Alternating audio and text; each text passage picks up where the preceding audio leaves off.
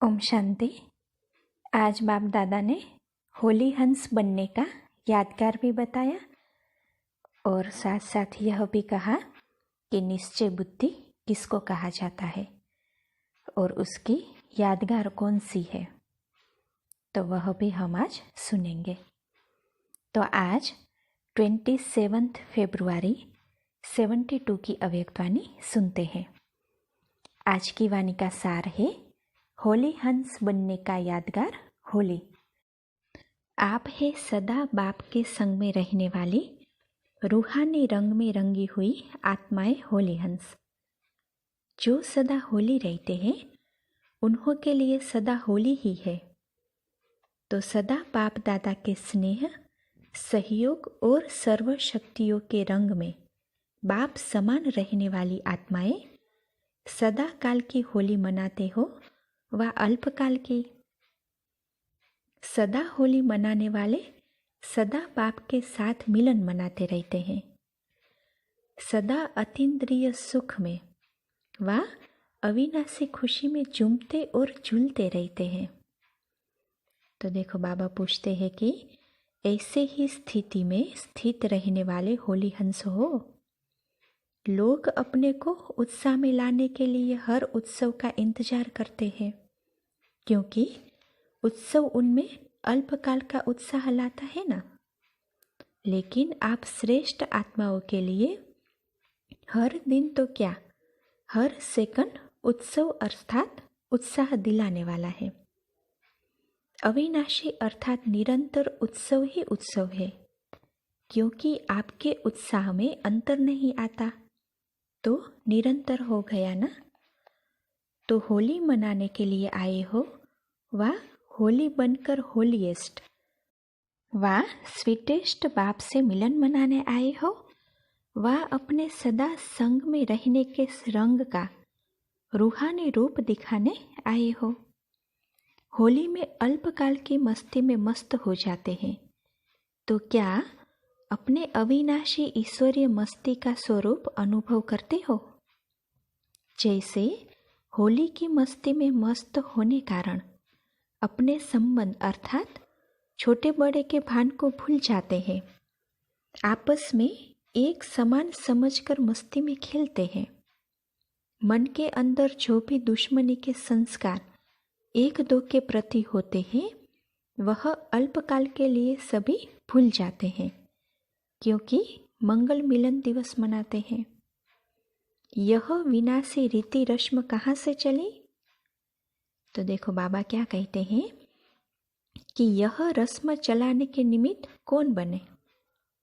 आप ब्राह्मण। अब भी जब होली अर्थात पवित्रता की स्टेज पर ठहरते हो व बाप के संग के रंग में रंगे हुए होते हो, तो इस ईश्वरीय मस्ती में यह देह का भान व भिन्न भिन्न संबंध का भान, छोटे बड़े का भान विस्मृत हो एक ही आत्मा स्वरूप का भान रहता है ना। तो आपके सदा काल की स्थिति का यादगार दुनिया के लोग मना रहे हैं। तो बाबा पूछते हैं कि ऐसी खुमारी व खुशी रहती है कि हमारी ही प्रत्यक्ष स्थिति का प्रमाण स्वरूप यह यादगार देख रहे हैं। यादगार को देखते हुए अपनी कल्प पहले वाली की हुई एक्टिविटी याद आती है व वर्तमान समय प्रैक्टिकल में अपने किए हुए ईश्वरीय चरित्र का साक्षात्कार इन यादगार रूप दर्पण में करते रहते हो। अपने चरित्र को यादगार देखते हो ना। अपनी स्थिति का वर्णन अन्य आत्माओं द्वारा गायन के रूप में सुनते हो ना। अपने चैतन्य रूहानी बाप का चरित्रों का यादगार भी देख रहे हो। यह सभी देखते हुए सुनते हुए क्या अनुभव करते हो? क्या यह समझते हो कि यह मैं ही हूँ? ऐसे अनुभव करते हो व यह समझते हो कि यह यादगार किन विशेष आत्माओं का है। जैसे साकार रूप में यह निश्चय हर कर्म में देखा कि अपने भविष्य यादगार को देखते हुए सदा यह खुमारी और खुशी थी कि यह मैं ही तो हूँ। ऐसे ही आप सभी को यादगार चित्र देखते हुए व चरित्र सुनते हुए व गुणों का गायन सुनते हुए यह खुमारी और खुशी रहती है कि यह मैं ही तो हूँ। यह सदा स्मृति में रहना चाहिए कि अभी अभी हम प्रत्यक्ष रूप में पाठ बजा रहे हैं और अभी अभी अपने पाठ का यादगार भी देख रहे हैं। सारे कल्प के अंदर ऐसी कोई आत्माएं हैं जो अपना यादगार अपनी स्मृति में देखे। यूं तो देखते सभी हैं, लेकिन स्मृति तो नहीं रहती है ना। सिर्फ आप आत्माओं का ही पाठ है जो इस स्मृति से अपने यादगार को देखते हो। तो स्मृति से अपने यादगार को देखते हुए क्या होना चाहिए? तो कोई ने बताया। तो बाबा कहते हैं कि विजय तो हो ही, विजय का तिलक लगा हुआ है। जैसे गुरुओं पास व पंडितों के पास जाते हैं तो वह तिलक लगाते हैं। यहाँ भी आने से ही, बच्चे बनने से ही पहले पहले स्वस्मृति द्वारा सदा विजयी बनने का तिलक बाप दादा द्वारा लग ही जाता है। इसीलिए पंडित भी तिलक लगा देते हैं। सभी रस्म ब्राह्मणों द्वारा ही अब चलती है। ब्राह्मणों का पिता रचयिता तो साथ है ही। बच्चे शब्द ही बाप को सिद्ध कर देता है। बलिहार जाने वाले की हार नहीं होती। स्मृति समर्थी को लाती है और समर्थी में आने से ही कार्य सफल होते हैं। अथवा जो सुनाया खुशी, मस्ती, नशा व निशाना सभी हो जाता है। यह सभी बातें गायब होने कारण निर्बलता आती है। विस्मृति के कारण असमर्थी। तो स्मृति से समर्थी आने से सभी सिद्धि प्राप्त हो जाती है, अर्थात सभी कार्य सिद्ध हो जाते हैं।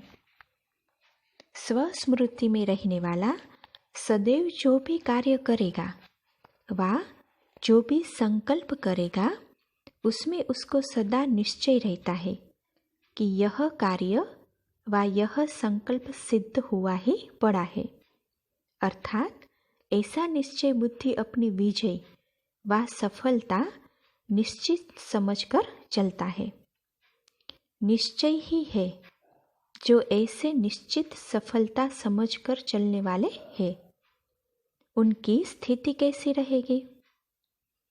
उनके चेहरे में क्या विशेष झलक दिखाई देगी? तो देखो बाबा कहते हैं कि निश्चय तो सुनाया कि निश्चय होगा, विजय हमारी निश्चिंत है, लेकिन उनके चेहरे पर क्या दिखाई देगा? जब विजय निश्चित है तो निश्चिंत रहेगा ना। कोई भी बात में चिंता की रेखा दिखाई नहीं देगी। तो देखो बाबा अभी पूछते हैं कि ऐसे निश्चय बुद्धि विजयी, निश्चित और सदा निश्चिंत रहने वाले हो? अगर नहीं तो निश्चय बुद्धि 100% कैसे कहेंगे? 100% निश्चय बुद्धि अर्थात निश्चित विजय और निश्चिंत। अब इससे अपने को आपको देखो कि 100% सभी बातों में निश्चय बुद्धि है। सिर्फ बाप में निश्चय को भी निश्चय बुद्धि नहीं कहा जाता। बाप में निश्चय बुद्धि साथ साथ अपने आप में भी निश्चय बुद्धि होनी चाहिए, और साथ साथ जो भी ड्रामा के हर सेकंड की एक्ट रिपीट हो रही है उसमें भी 100% निश्चय बुद्धि चाहिए। तो देखो बाबा कहते हैं कि इसको कहा जाता है निश्चय बुद्धि। जैसे बाप में 100% निश्चय बुद्धि होना, उसमें संशय की बात नहीं। सिर्फ एक में पास नहीं होना है। अपने आप में भी इतना ही निश्चय होना चाहिए कि मैं भी वही कल्प पहले वाली बाप के साथ पाठ बजाने वाली श्रेष्ठ आत्मा हूँ और साथ साथ ड्रामा के हर पार्ट को भी इसी स्थिति में देखे कि हर पार्ट मुझ श्रेष्ठ आत्मा के लिए कल्याणकारी है। जब यह तीनों प्रकार के निश्चय में सदा पास रहते हैं, ऐसे निश्चय बुद्धि ही मुक्ति और जीवन मुक्ति में बाप के पास रहते हैं। ऐसे निश्चय बुद्धि को कब क्वेश्चन नहीं उठता, क्यों क्या की भाषा निश्चय बुद्धि की नहीं होती। क्यों के पीछे क्यों लगती है, तो क्यों में भक्त ठहरते हैं, ज्ञानी नहीं। आपके आगे तो क्यों लगनी है ना, क्यों में इंतजार करना होता है। इंतजार की घड़ियां अब समाप्त हुई। इंतजार की घड़ियां है भक्तों की। ज्ञान अर्थात प्राप्ति की घड़ियां, मिलन की घड़ियां, ऐसे निश्चय बुद्धि हो ना। ऐसे निश्चय बुद्धि आत्माओं की यादगार यहाँ ही दिखाई हुई है। तो देखो बाबा कहते हैं कि अपनी यादगार देखी है, अचल घर देखा है। जो सदा सर्व संकल्पों सहित बाप दादा के ऊपर बलिहार है, उन्हों के आगे माया कब वार नहीं कर सकती। ऐसे माया के वार से बचे हुए रहते हैं।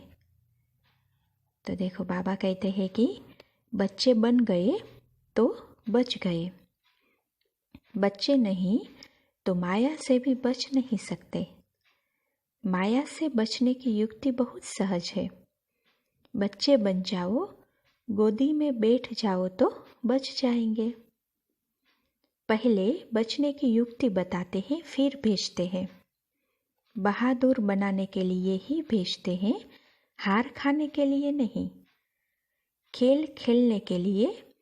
जब अलौकिक जीवन में हो, अलौकिक कर्म करने वाले हो, तो इस अलौकिक जीवन में खिलौने सभी अलौकिक है, जो सिर्फ इस अलौकिक युग में ही अनुभव करते हो। यह तो खिलौने हैं जिससे खेलना है, न कि हारना है।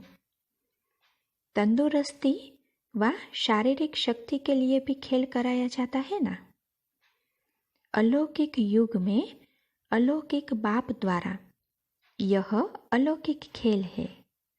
ऐसे समझकर खेलो तो फिर डरेंगे, घबराएंगे नहीं, परेशान नहीं होंगे और हार भी नहीं खाएंगे। सदा इसी शान में रहो।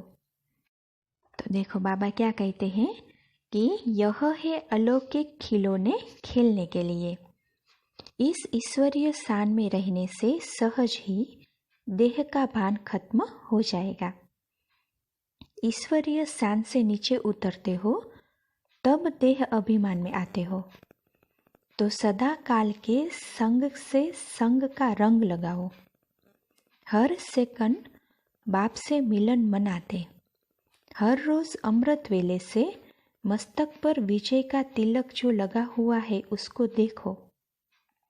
अपने पाठ रूपी दर्पण में जैसे अमृत वेले उठकर शरीर का श्रृंगार करते हो ना, वैसे पहले बाप द्वारा मिली हुई सर्व शक्तियों से आत्मा का श्रृंगार करो। जो श्रृंगार किए हुए होंगे वह सहारे मूर्त भी होंगे। सारे विश्व में सर्वश्रेष्ठ आत्माएं हो ना। श्रेष्ठ आत्माओं का श्रृंगार भी श्रेष्ठ होता है। आपके जड़ चित्र सदा श्रृंगारे हुए रहते हैं। शक्तियों व देवियों के चित्र में श्रृंगार मूर्त और सहारे मूर्त दोनों है। तो रोज अमृत वेले साक्षी बन आत्मा का श्रृंगार करो। करने वाले भी आप हो, करना भी अपने आप को ही है। फिर कोई भी प्रकार की परिस्थितियों में डगमग नहीं होंगे, अडोल रहेंगे। ऐसे को होली हंस कहा जाता है। लोग होली मनाते हैं लेकिन आप स्वयं होली हंस हो। अच्छा, ऐसे होली हंसों को होलीएस्ट बाप दादा का याद प्यार और नमस्ते। अच्छा, ओम शांति।